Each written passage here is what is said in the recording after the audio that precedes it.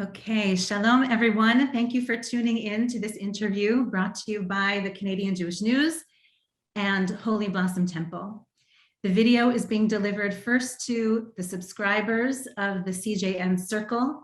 If you are not yet in this elite circle, you can join by going to the CJN Circle and receiving early alerts to conversations like these, as well as quarterly glossy magazines delivered to your door and a weekend edition designed for printing in your office or at home at the cjn.ca/circle. Okay, I think I did that right. Yoni, did I do that right? Thank you, Yoni Goldstein and the Canadian Jewish News for this opportunity to be with your viewers today. And thank you, Michael Levine, who is Professor Ignatieff's lifelong friend and one of his greatest promoters. I thank Michael Levine for introducing us now for the third time over many years. And I am really delighted to be with you again, Professor Ignatieff. Me too, Rabbi. I have such happy memories of Holy Blossom, and I'm sorry we can't be in the same room together, be in the temple, but I'm in Vienna, Austria, and you're in a cold, snowy Toronto, but we're together, so that's great. The power of Zoom. Well, you have an open invitation to Holy Blossom Temple. We look forward to welcoming you back again. Thank you. Before we dive into this exquisite book on consolation, let's begin by reintroducing yourself to the Canadian audience. Most of our viewers remember you well and know of your many contributions of leadership and scholarship here in Canada, but they may not know what you've been up to for the last number of years. So please tell us where you've been and where have you been devoting your talents and your energies. Well, after politics, I went back into my original profession, which is teaching history, and I taught at the University of Toronto, and then I went back to Harvard. And then in 2016, I had an extraordinary opportunity to lead Central European University, a university founded by George Soros in 1991 in Budapest, which has become a very respected international school of the social sciences. And it was an opportunity I thought was pretty exciting. And my wife happens to be Hungarian, so we had a Hungarian connection. So it made sense to go to Hungary, and we went to Hungary. And then Viktor Orban, the Prime Minister of Hungary, decided to wage war on George Soros and all his works as part of Orban's re-election campaign. And we were then had to wage, full-out war to defend ourselves in Hungary. But unfortunately, he prevailed, and we were essentially evicted from Hungary. This was the first eviction of a university in a European state since the 1930s. So it was a pretty somber experience. And we have relocated the university to Vienna. And that's why I'm talking to you in Vienna. I'm no longer the rector president. I've stepped down in the summer, but I'm now back where I belong, in the classroom. So that's why I'm talking to you from Vienna. Well, I know I speak for many when I thank you for putting yourself right at the epicenter of such an important time and place, really on the front lines of so many important battles. And your students are so fortunate to have you as their teacher again. Okay. Let's turn to the publication of your latest book. It is entitled On Consolation, Finding Solace in Dark Times. And I found that the book really gets to the heart of the matter of living. It is beautifully written with descriptions of human vulnerability. And you look at the theme of consolation with intimacy and care. Most of your viewers have not yet had a chance to read it. So please tell us, how would you describe this book simply? What is it about? Well, Rabbi, it's an attempt to tap into a tradition of writing about consoling us in the face of loss death, fear, and hard times historically. There's a kind of subterranean river of great works of consolation that goes all the way back, in my view, back to the Hebrew Bible. And so the book starts with the book of Job and then the Psalms and goes forward through a very personal choice of text right through until the 20th century. It's a combination of religious texts and secular texts, also occasionally an essay on a painting, occasionally an essay on some music, all seeking to resurrect the sources of consolation that we can turn to when we face loss or failure or grief, the kind of blows that fall on all of us in the course of a life. And I guess I wrote it really because I had this feeling that many of us, particularly secular people, had lost touch with these resources. And so it was an attempt to kind of put them out there and say, folks, there's a lot out there that you can reach for and seek consolation from. And so it's a kind of little guide to these wonderful, wonderful, wonderful resources. Thank you. So I do want to come back to that about the secular and the faithful. But first, I am recalling that you were last with us at Holy Blossom Temple in February 2018. That was already 4 years ago. I can't believe it. And you came to reflect on Psalms. And so it seems that you and I are now coming full circle with the completion of this book. You were just then beginning your studies and your teaching of the Psalms. And it's been 4 full years now. So for whom did you write this book? Great question, Rabbi. I think you always write books for yourself. You know, you're your own audience in a way. I wrote it for those who faced grief and loss, those who are trying to understand something very complicated about life, which is that some of the most human experiences we have are when we are most vulnerable. Life is not all about success and triumph. It's also about failure and loss. This stuff goes with the territory. It's built into the experience. And it seems important to tap into the sources of wisdom that go back, 2,500 years. I mean, I had, I'm not a believer, Rabbi. I'm a deeply respectful of religious faith, but I'm not a believer. But I was so amazed at the power of the Psalms when I went back to them. I think that's when I came to Holy Blossom before to talk about this. This is your home terrain. This is the heart and soul of Jewish faith. And the thing about the Psalms is that they know what you need consolation for. They know what it's like to be lonely. They know what it's like to be frightened. They know what it's like to be desperate. They know what it's like to be alone. And so there's an immediate kinship with the people who wrote these Psalms 2,500 years ago. We know almost nothing about them, but you feel this is a human connection across time. And that human connection across time is in itself consoling, which is why, in the good people of the Gideon Bible have those Psalms in pretty every hotel room in the world. And there have been some lonely nights in hotel rooms in my own life when you kind of reach into the drawer and you kind of read through them and you get this feeling of connection to departed shades. It's as if the dead are speaking to you. And that's, I think, a very consoling experience.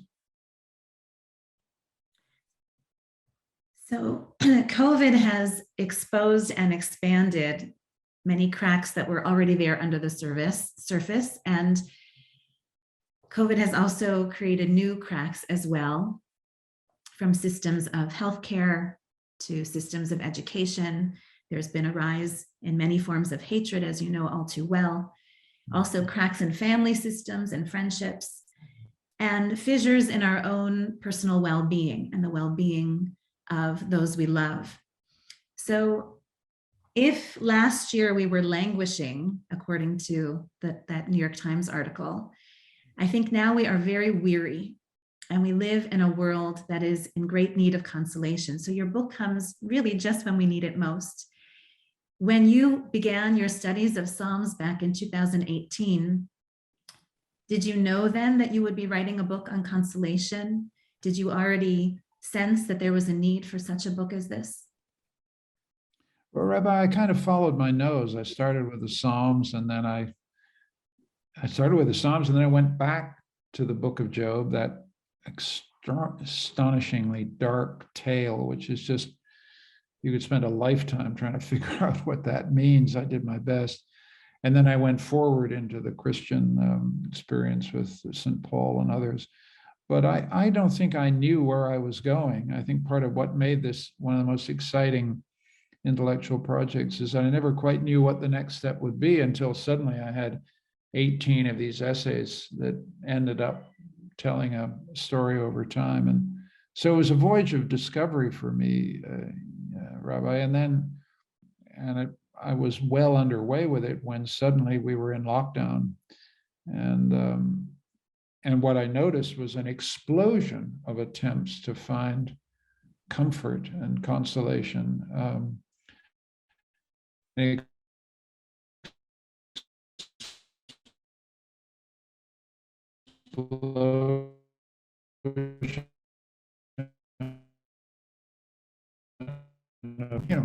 Clap, applaud these heroic people in our hospitals and ambulance drivers and all these fantastic people who kept life going in hard times. But I think you're right. We got through the first wave, but we're now into wave 4 or 5. And I'm sure you, as someone looking after a congregation of people, you're on the front line with a lot of grief, a lot of weariness, a lot of strain.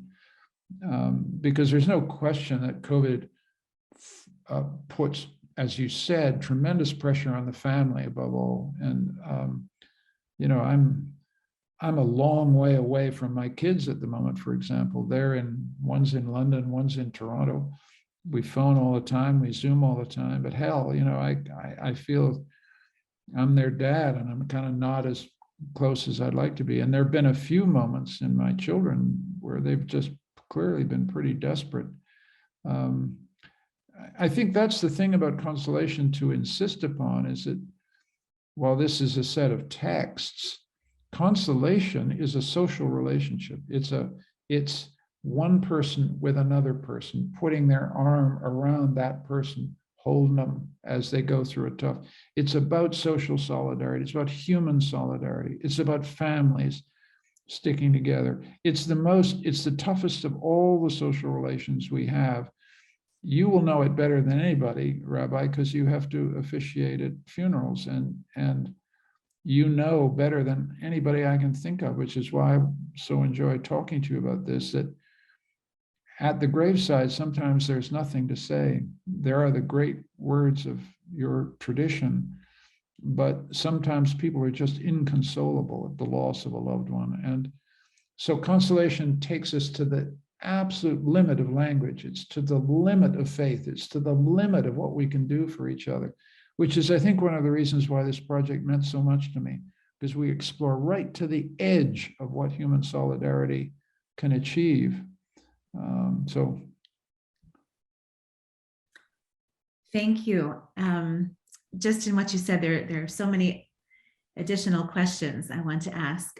Maybe let's pick up that thread about where language runs out. So the writers that you write about and the thinkers that you think about are masters of language. They are men of letters. And yet most of them, when searching for consolation, find that words run out and that silence is even greater. You mention the biblical character of Job, who was pummeled into silence. You are also a man of letters. You are a lover of languages.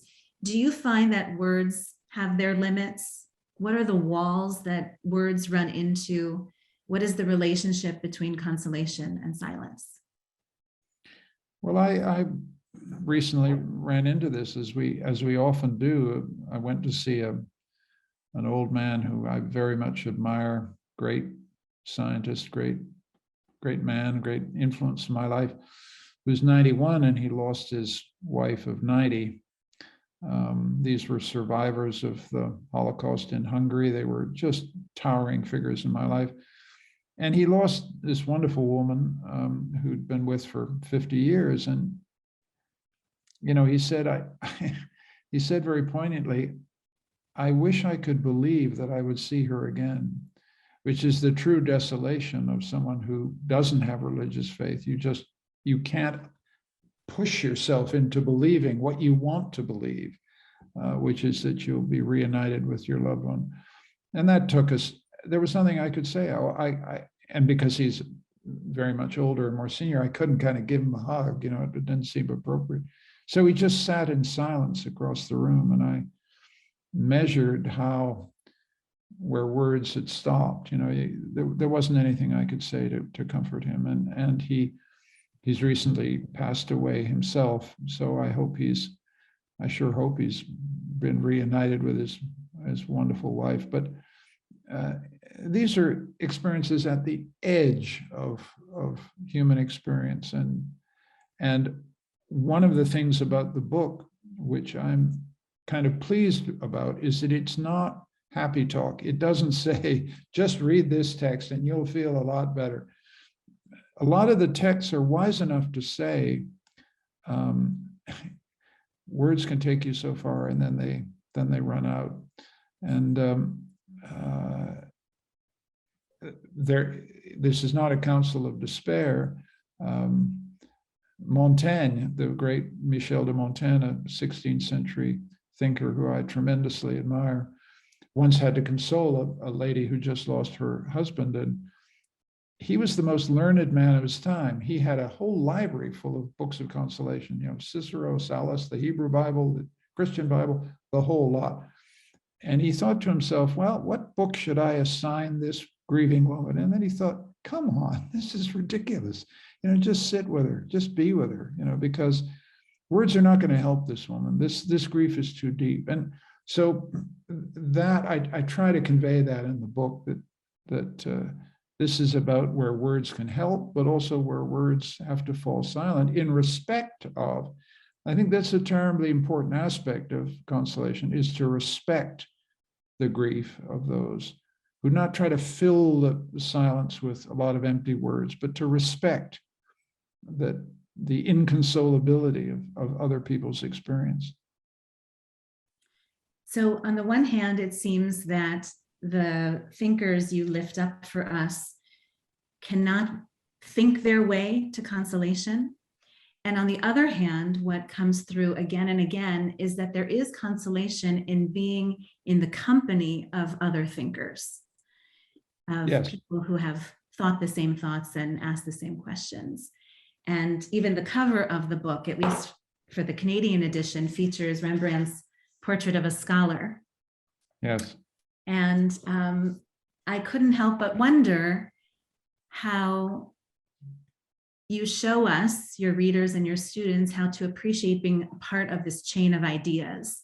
In Judaism, we call it the Shalshelet Hadorot, the chain of the generations.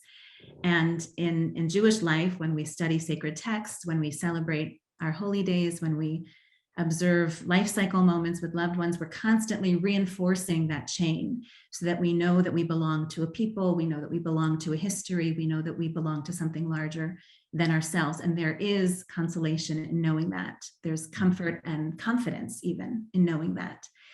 So I wonder, as you are a scholar and a historian and a teacher of ideas,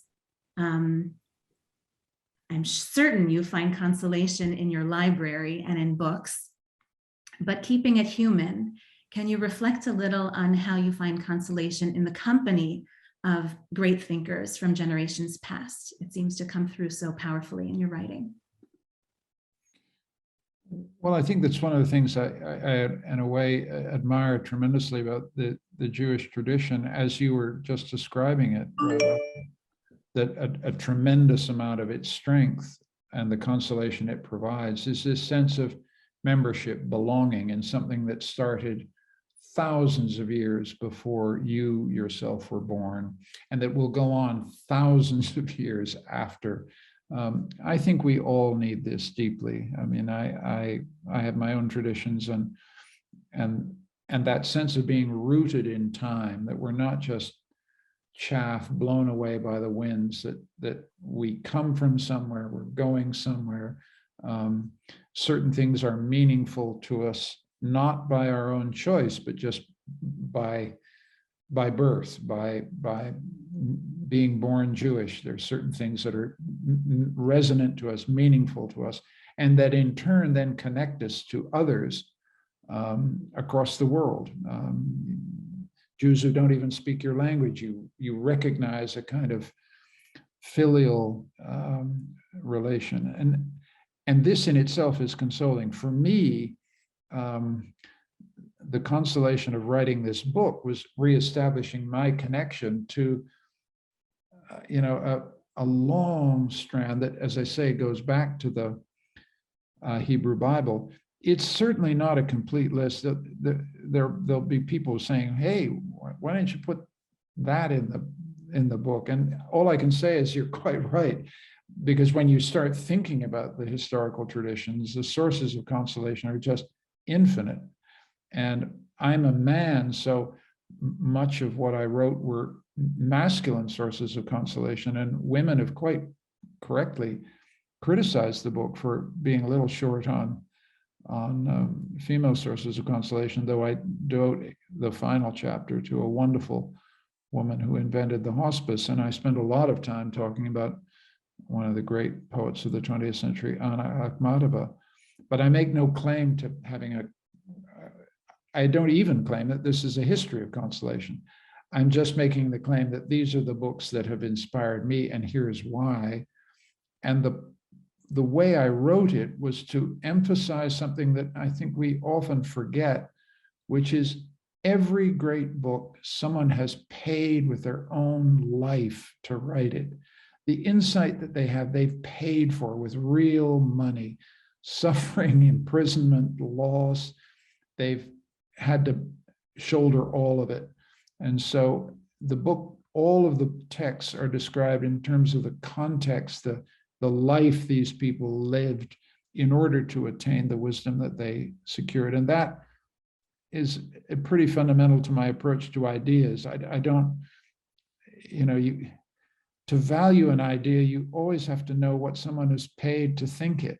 And Cicero paid to think it. He lost his own daughter and had to understand how empty and vain his words of consolation were in the face of this trauma. Montaigne, the great Montaigne, earned this wisdom in the middle of the plague, in the middle of a civil war, in the middle of terrible hard times that make our own times look relatively placid by comparison.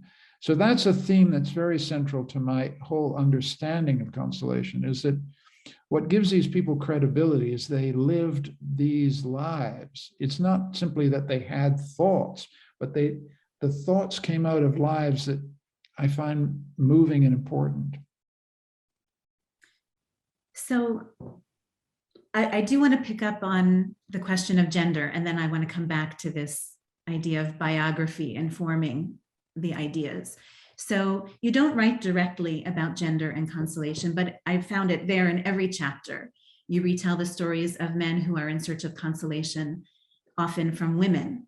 Some of the women are real and some are imagined, some are relatives and some are strangers. And some of the men find consolation and some don't. And some of the women withhold consolation and some offer it with generosity and even with courage when necessary. So what role do you think gender has to play in consolation? I think it's much more fundamental. Little interlude here. The French have this wonderful phrase called esprit d'escalier, the spirit of the staircase, which means these are the things you think as you go down a staircase when it's too late to, after an event. A writer has a lot of esprit d'escalier. There are things that I now think I would say more about in the book, and that is that women for men are the primordial source of consolation. When you're a little kid and you skin your knee and you come in crying, it's to your mother that you go, and it's your mom. You sit on your mom's knee, and your mom, pats you on the head and gives you a biscuit and sends you out to play again. So these things are rooted very, very deeply in a man's experience of the enormous power of the matriarch in any family. And then in the Christian tradition, Mary is the great comforting and consoling figure in that tradition, and they're great figures of religious consolation in the Jewish tradition, and it is also the case that modern women, particularly, often resent having to be the consoling source. There's something confining about this role that has been given to them by history. And there has also been, I think, a constriction of the male role of consolation. One of the points I make about Cicero is that Cicero was part of a Stoic tradition that taught men that they shouldn't cry, that men faced with grief and loss should have a stoic, upright, firm demeanor. And I think that's imposed a very heavy price on men. Men don't cry. Women can cry, but men don't cry. Well, women have paid a price for that stupid idea. Men have paid a price for that stupid idea. And that was one of the central points of the Cicero chapter, in fact, that because the pathos of the Cicero chapter is here is the master of this Stoic myth of male fortitude and, absolutely coming apart completely when his daughter dies. And all his fine words of male Stoic virtue just collapse in the face of real grief. And I think that's a extremely human moment. And the moment the feature of Cicero that I ended up admiring is the Cicero in despair at the loss of his daughter, not the Cicero who preaches this kind of Stoic consolation of being tough and manly and all that stuff. I learned a lot writing the Cicero chapter about the stuff that's very deep in the male psyche that I think needs to be changed. Thank you for that.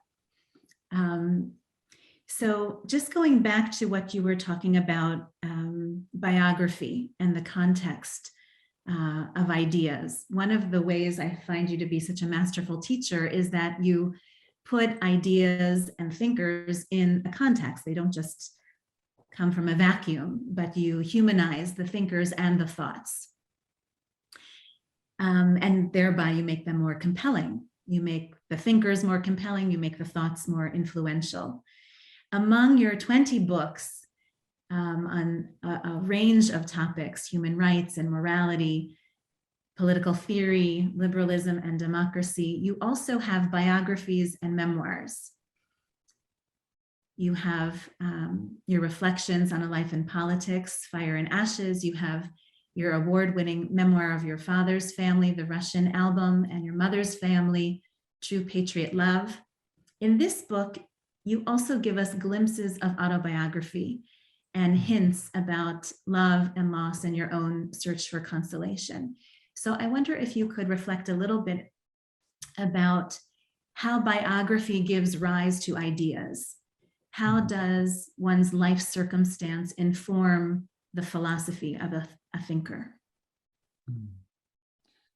Well, I didn't want to write a memoir, but every book you write has an autobiographical kind of hidden river in running through it. And I think in my life, the autobiographical strain that led me to consolation was the experience of losing my parents, whom I loved deeply, within a couple of years of each other in the early 90s, when I was just turning 40. And my mother died in particularly unpleasant circumstances because she had Alzheimer's. And my father looked after her with, devotion, but it basically killed him. He predeceased my mother because the strain of looking after her, I think, accentuated heart disease. And so he died. And then my brother, Andrew, and I had to look after my mother. And it was a tough, entirely standard time that many people watching this will have lived in their own families, but it had a devastating effect on me when finally my mother died. And I realized, as I say in the book, that, my entire life I'd been acting out my life as if there were only two people in the theater audience who mattered. And that was my mom and dad, and they were gone. So I couldn't understand why the play was going on. Why was I on stage anymore? The audience that I cared about wasn't there. And I think I did go through a very difficult period. I felt I was, properly speaking, inconsolable. I just thought, I don't know how to go on. I don't know how to keep my life going here. And I had a couple of very difficult years. I actually had some therapy, which was very helpful. I commend therapy to anybody, but therapy couldn't reach some of the mortal sadness that goes with the loss of parents. And I realized that the process of consoling yourself is a process of changing your life. I met a wonderful person who became my wife, and her love made an enormous difference to just rekindling my sense of what life was for. And my kids began to grow up, and that gave me a sense of continuity. We were talking earlier about that, the sense that it's not just this life, but your life goes on. Your life comes from somewhere and it goes on beyond. Is terribly important to feeling at peace with life. And all of that gradually came into play and fell into place. And so in some ways, it's always humbling for someone who thinks of himself as a big time intellectual to discover how little grasp you have over the deep currents of your own life, how much of it's unconscious, how much of it just escapes your understanding, and how much time it takes to just get yourself back together. There was a couple of years that were, in many ways, some of the most productive years of my life, but also, without doubt, the most difficult. And I think the book must have its deep genesis in that experience, because it taught me that there's a necessary connection, in my view, between being consoled and having hope. To console yourself in the face of loss is to recover hope and by hope, I don't mean big time metaphysical hope, historical hope. I just mean the desire, the belief that you want to go on, that you want to continue, that life has a meaning and purpose to you and you want to go on with it. That's what I mean by hope. And I don't think you can be fully consoled unless you recover that basic primal hope that is, I think, the driver for all human life. And so the book is attempt to the degree that it wants to help people, is helping people to recover hope. And I certainly did in that period of my life. Well, thank you for that intellectual courage and emotional courage, I think, to model that for the rest of us, for your readers, does take a significant measure of courage. Your exploration of this theme of consolation was triggered, as you write, by hearing psalms set to choral music, not in a church, but in a concert hall. And throughout the book, you refer to the readers and to yourself, even now, as a non-believer. You refer to this time as a non-religious era. So do you think of consolation as a spiritual category? And is this book intended to be a bridge between the non-believer and matters of the spirit? I hope it is a bridge. And I think that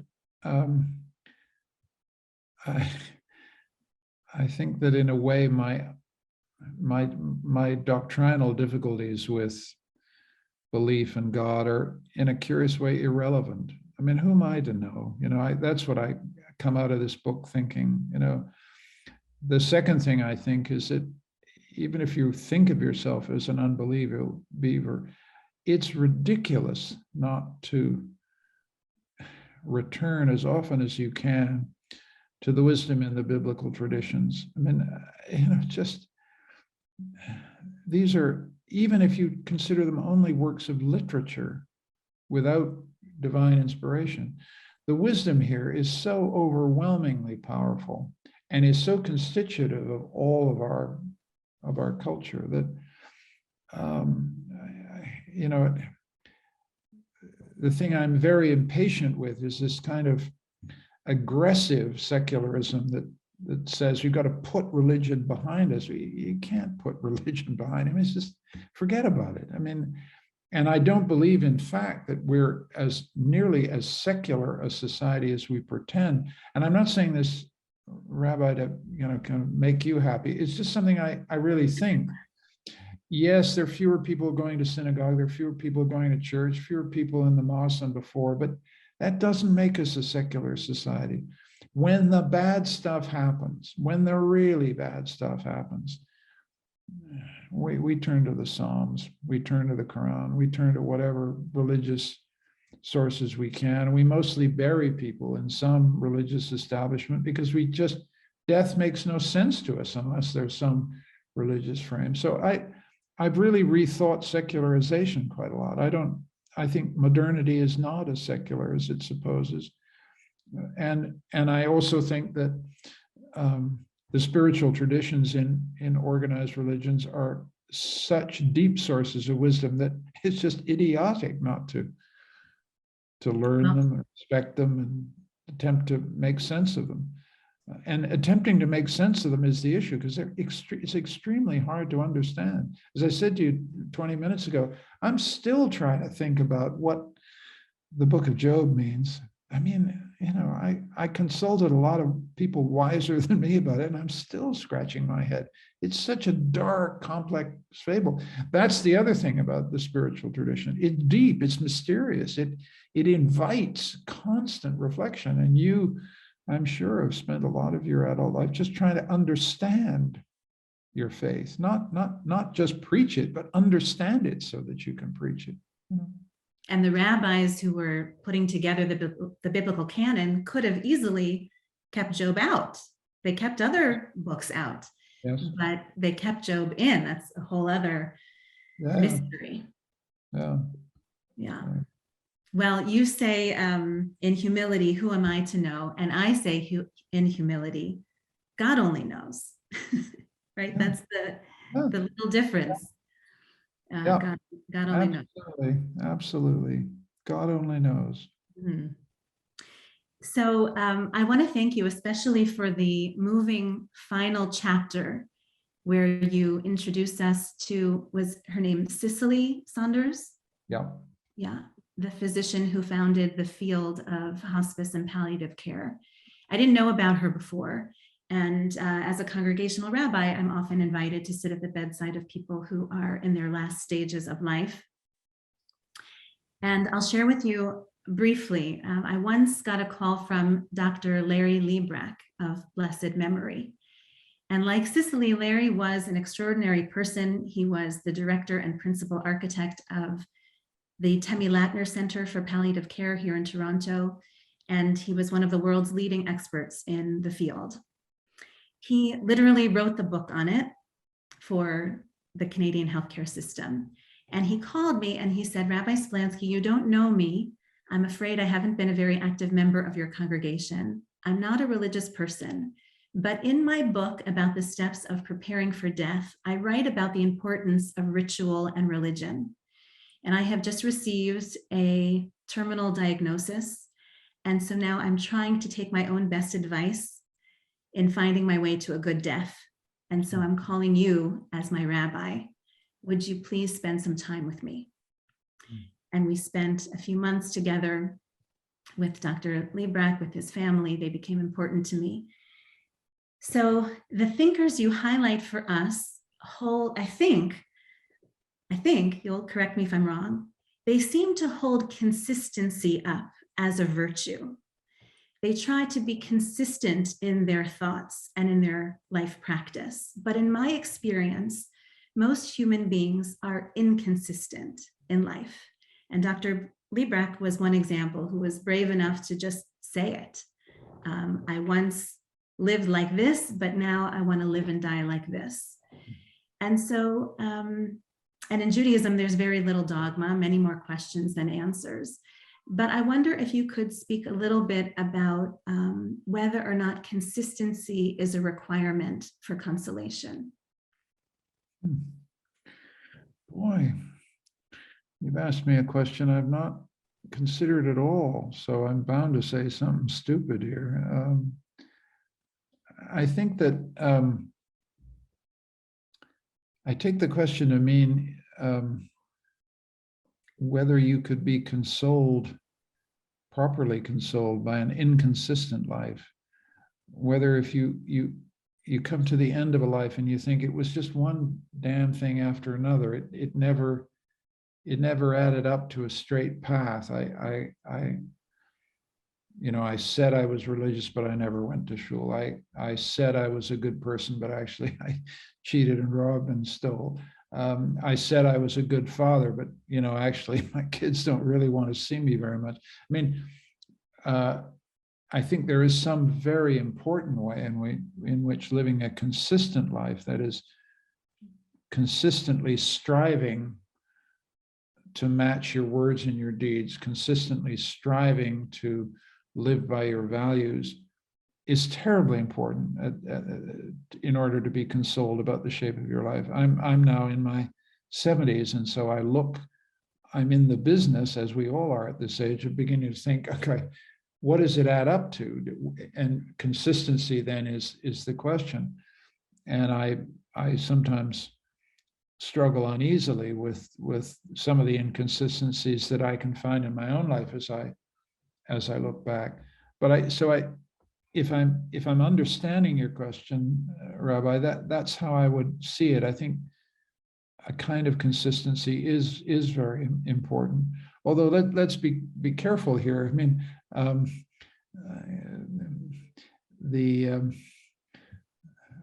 for some reason, this is sort of odd. Isaiah Berlin, who I loved the story of a Catholic priest going to see an old Sicilian bandit and saying to the priest saying to the bandit, you really at this stage in your life should forgive the people who've harmed you, and you should forgive your enemies, Silvio. It's really time to forgive your enemies.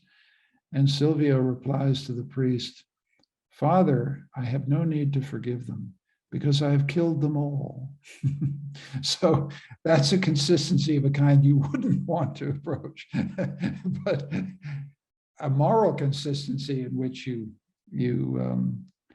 seek to live the life you say you're living and seek to be the person you pretend to be is, I think, a critical question about consolation, certainly at the end of your life. And part of the reason that I devoted the last chapter to Cicely Saunders, she, like the man you're referring to and many others, understood that consolation was only possible if there was a place for it and a time for it.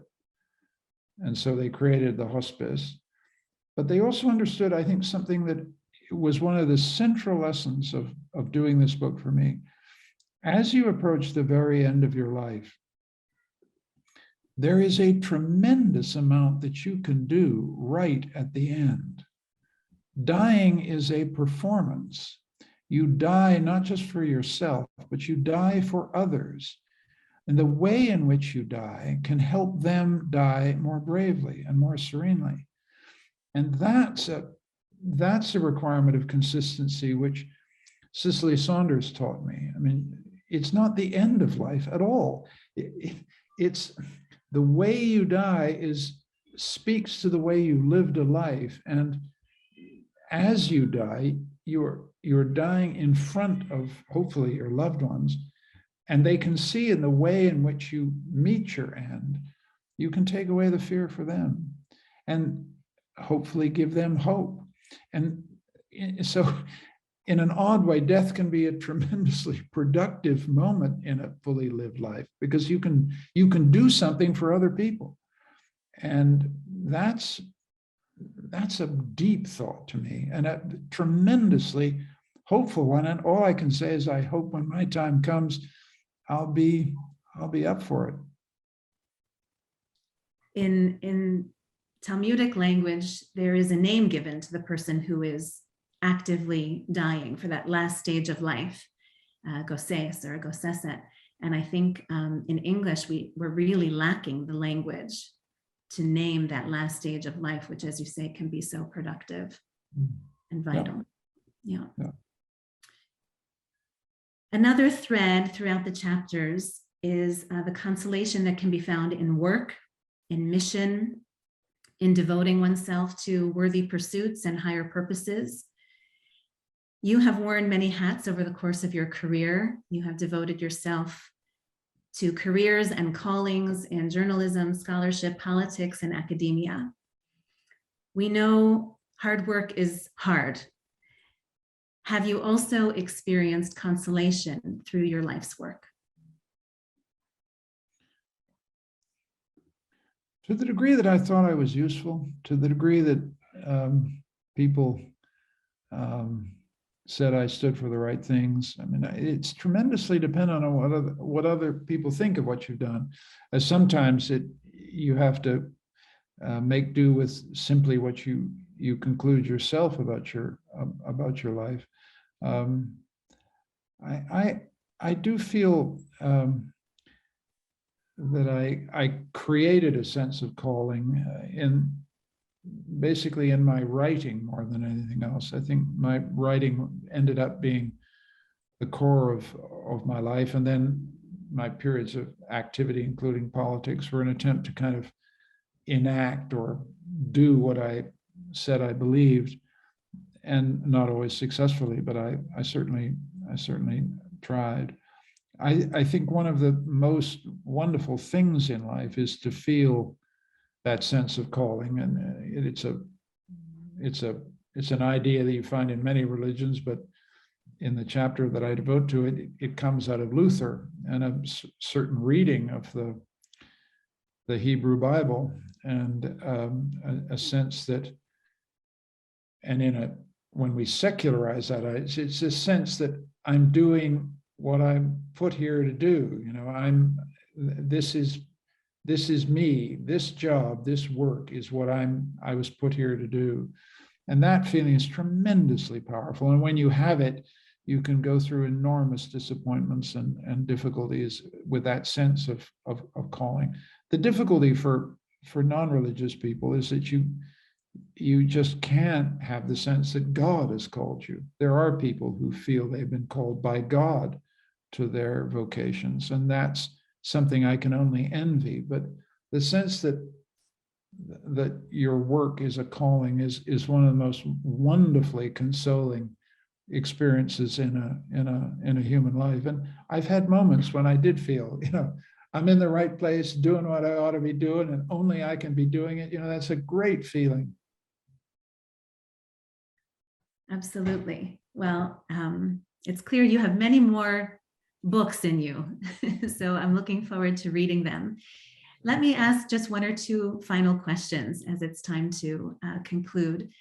I'm certain that many of our viewers, especially now, would like to be a greater source of consolation to the people they care about in their circles of family and friends. So after studying consolation as deeply as you have, what advice do you have for people who would like to be greater consolers?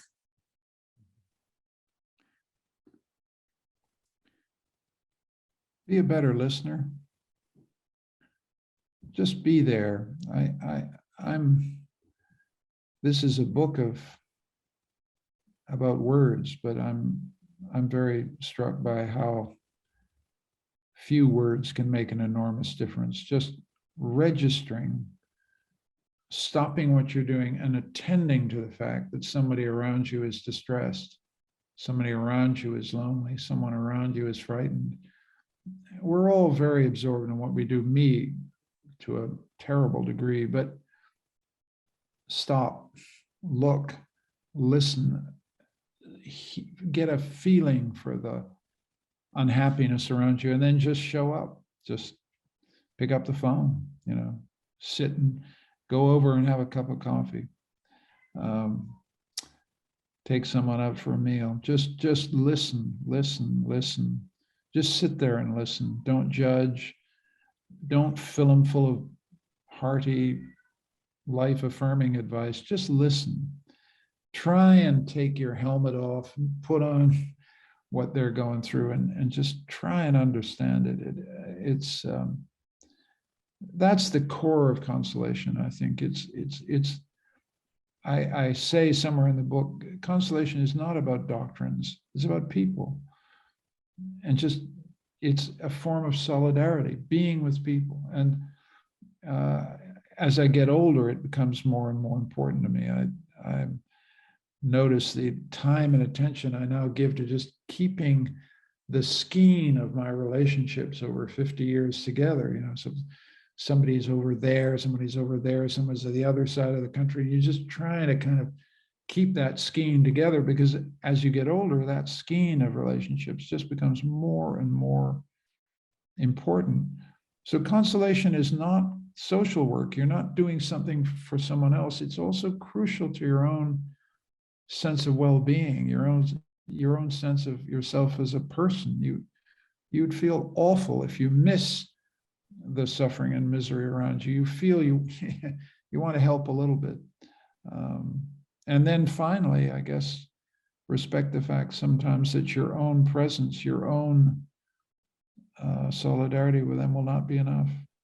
You just have to acknowledge that there are some times when people really have to be alone because there's just something that they can't master in company with anybody else. And that's also something to respect and admire and handle with dignity.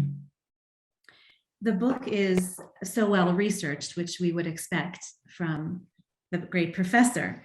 It also is a great work of empathy and imagination. You really are right there with each one of these characters that you introduce us to or reintroduce us to. So my final question is a question about imagination and about relationships, as you just were describing. I don't know if you recall, but when you came to Holy Blossom to teach about Psalms, I wanted to get you a special gift. And I knew that you already had many volumes of Jewish translations of the Psalms. You had Sarna and Alter, Berlin, and Brettler. So I dug a little deeper in the internet, and I found 2 rare books of Psalms to give to you as a gift. The first one was printed in Hungary more than 100 years ago. And I remember what the cover looked like, that black leather cover with a big cross embossed on it. And I wondered, when I received it, I wondered, did someone lead prayers from this book? Did it belong to a faith leader, or was it a faithful woman who would privately read from Psalms at night before sleep? The second rare book of Psalms that I found for you was written in Hebrew and Yiddish, and it was among the first books printed specifically for the Holocaust survivors who were living at the Feurenwald displaced persons camp in Germany. And when I received it, I also was very excited to hold it in my hands, and I wondered, was this passed around the camp so that everyone could have a chance to be uplifted by these words of fear and faith? And then when I wrapped the 2 books together in a ribbon for you, Professor, I remember wondering how these 2 peoples, Jewish and Christian, both loving the Psalms, or the Tehillim, as we call them, how they held on to them, clung to them in search of consolation. So I wonder if, just as it's a question of imagination, what do you think the owners of those books might have to say to one another about the restorative power of consolation? They're treasured treasured possessions of mine, Rabbi. And you ask us such a deep question. Some of consolation depends on forgiveness and mutual recognition. Forgiveness because there are crimes that can't be forgotten. And I don't even know that they can be forgiven, but I think that the recognition between two communities that both find inspiration from the Psalms has to pass through forgiveness and a complicated kind of recognition. And the recognition is so challenging to respect the differences, to respect the fact that these are two separate human traditions, great traditions, constitutive traditions. Christianity is simply inconceivable without its Jewish foundations. It disappears without them. You know, the granite just falls away. But on the basis of that granite, some terrible things were thought and felt, and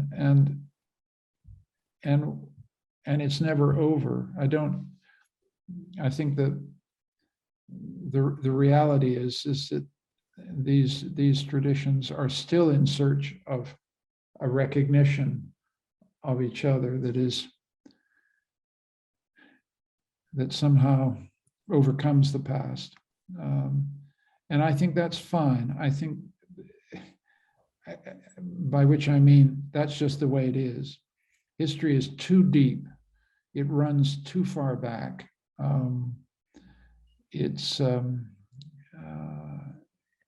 And we're still trying to untangle the meanings, the misunderstandings,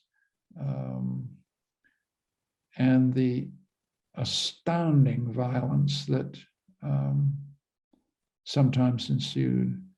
I mean, last night, I'm talking this way because last night I was on a walk. I'm in Vienna. And I walked 10 minutes from my house, and I walked past the new memorial to the 86,000 Jews who were murdered in this country alone. And it's a memorial that has each of their names. And then I walked past it another 5 minutes because the city of Vienna, to its credit, has put out a new exhibition of the moment in which Hitler announced the Anschluss from the triumphal setting of the Hofburg in March 1938. And so you can look from a picture of Hitler on the Hofburg to the Hofburg as it now stands. And all you can conclude from this is never over. This is never over. This is a reckoning, a process of forgiveness, a process of mutual recognition that has to go on and on and on in truth, in candor, with courage, without sparing any of the dark sides, but also hopefully in love. I mean, these two religions are religions of justice. They're religions of truth, but they're also religions of love. So we need to follow what these traditions are telling us. And that's the work of not only our lifetime, but every lifetime afterwards. Thank you so much, Professor Ignatieff. This is a timeless theme, consolation, that is certainly timely again. We are all in need of it.